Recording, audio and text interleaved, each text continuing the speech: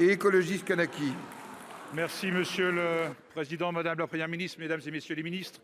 Mes chers collègues, 1000 milliards de dollars, ce n'est pas une exclamation du capitaine Haddock, ce sont 950 milliards d'euros, une somme vertigineuse qui correspond au PIB cumulé du Danemark et de la Belgique, ou encore à 3 fois les recettes du budget de notre pays. Cette somme correspond aux profits que les grandes entreprises de la planète ont transférés vers les paradis fiscaux sur la seule année 2022. C'est le bilan établi par l'Observatoire européen de la fiscalité, rendu public cette semaine, lundi matin. Nous y apprenons par ailleurs que les milliardaires du monde ont un taux effectif d'imposition compris entre 0 et 0,5 %.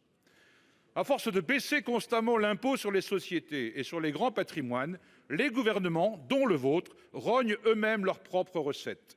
L'argument libéral qui pointe qu'il y a évasion fiscale car les impôts sont trop élevés ne résiste pas à l'examen de la réalité. Malgré la baisse constante des prélèvements sur les entreprises, la fuite des profits reste constante et son volume ne cesse d'augmenter. Pire encore, elle a lieu au cœur de l'Union européenne, comme dans des pays comme l'Irlande ou les Pays-Bas. Madame la ministre, n'est-il pas temps pour votre gouvernement de mettre un terme décisif à cette concurrence fiscale dévastatrice et d'ouvrir enfin le chantier de l'harmonisation fiscale au sein de l'Union européenne? Pour vous répondre, la parole est à la ministre déléguée en charge des petites et moyennes entreprises. Vous avez la parole. Merci Monsieur le Président. Monsieur le sénateur Bocquet, vous m'interrogez sur l'action du gouvernement en matière de lutte contre la fraude et je me permets de porter à votre connaissance les éléments transmis par le ministre des Comptes publics, Monsieur Thomas Cazenave, qui est retenu en ce moment même à l'Assemblée nationale et s'en excuse. Le gouvernement a présenté au printemps dernier, sur un sujet que vous connaissez bien, le sénateur Bocquet, un plan de lutte contre toutes les fraudes aux finances publiques.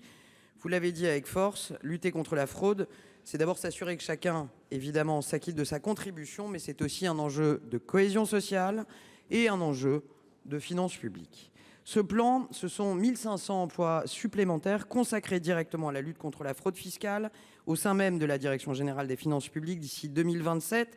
Ça n'est pas tout, c'est aussi, et vous le savez, un nouvel arsenal juridique avec une vingtaine de dispositifs supplémentaires qui vont vous être proposés à examen, évidemment, tels que le renforcement de la lutte contre les prix de transfert abusifs, par exemple.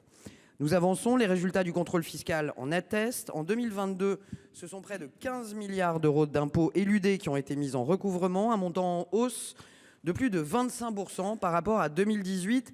Sans féliciter, oui, sans satisfaire, non. Le Conseil d'évaluation des fraudes s'est réuni pour la première fois le 10 octobre dernier, sous la présidente du ministre Cazenave. Ce conseil réunit, comme vous le savez, une trentaine de membres, des directeurs d'administration, des experts internationaux, mais aussi des parlementaires. À cette occasion, un programme de travail a été arrêté.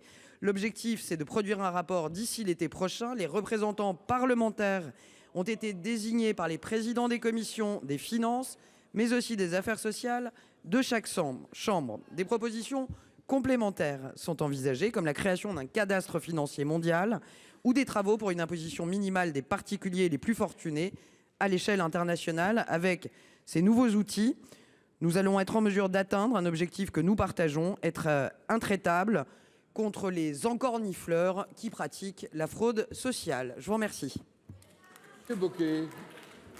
Oui, Madame la ministre, des paroles aux actes. Je crains, Madame la ministre, que notre pays ne soit une partie du problème du fait des choix faits par votre majorité.